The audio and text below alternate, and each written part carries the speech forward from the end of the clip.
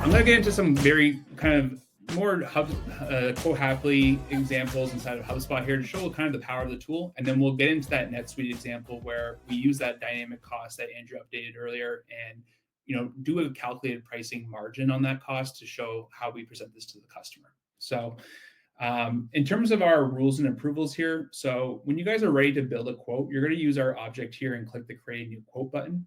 Now, I'll start with a very simple example. Let's say we're selling some enterprise software. And Max, like I don't know how many sales reps you've probably ever dealt with in your life, but when they sell lot. when they sell certain solutions, right? We want to make sure that we're selling the right products with it, right? So when we're doing a certain, maybe an enterprise sale of an enterprise product that we sell, we always want to sell, for example, onboarding with it. And sales reps want to do everything in their power to not sell onboarding.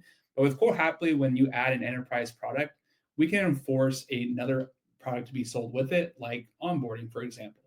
So as you can see, when I add that enterprise quote, onboarding is completely added to the quote already for the sales rep. And we're calculating that onboarding fee based on a calculated formula where we're taking the total amount of software on the quote and we're multiplying it by a factor to get to our onboarding net price for this specific customer. Now, if I was to remove this onboarding fee, you'll see that Quote Happily is going to block me. And we want to enforce that onboarding is always sold with our enterprise products, right? Mm-hmm. So I hear this all the time in HubSpot where my sales reps forgot to sell this and forgot to sell that.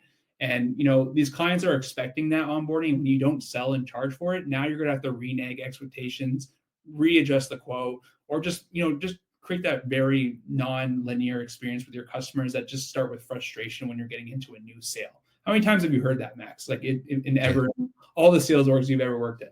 Yeah.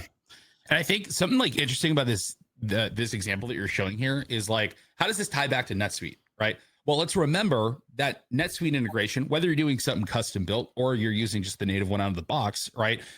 That basic like field mapping, like that data sync is really important in examples like this, because let's say you're creating like a new product inside of NetSuite and it's a product that requires onboarding. Well, you could simply just have a field that says requires onboarding and have it be like a Boolean checkbox, right? And just build that inside of NetSuite. When that syncs over into HubSpot, what's happening here is we have a rule that we're looking at to see if the product requires onboarding. And then we're applying this onboarding thing automatically, right? So you could already have this stuff set up inside of HubSpot, and you've got finance person in NetSuite who's kind of like oblivious to all this, goes, here's the product, here's the price I'm setting. And yes, it requires onboarding. And because of that sync, this rule can still work, right? So they're playing together very nicely, even though they may not know the other thing exists, which is really cool. It's the power of HubSpot as the universal translator here. Yeah.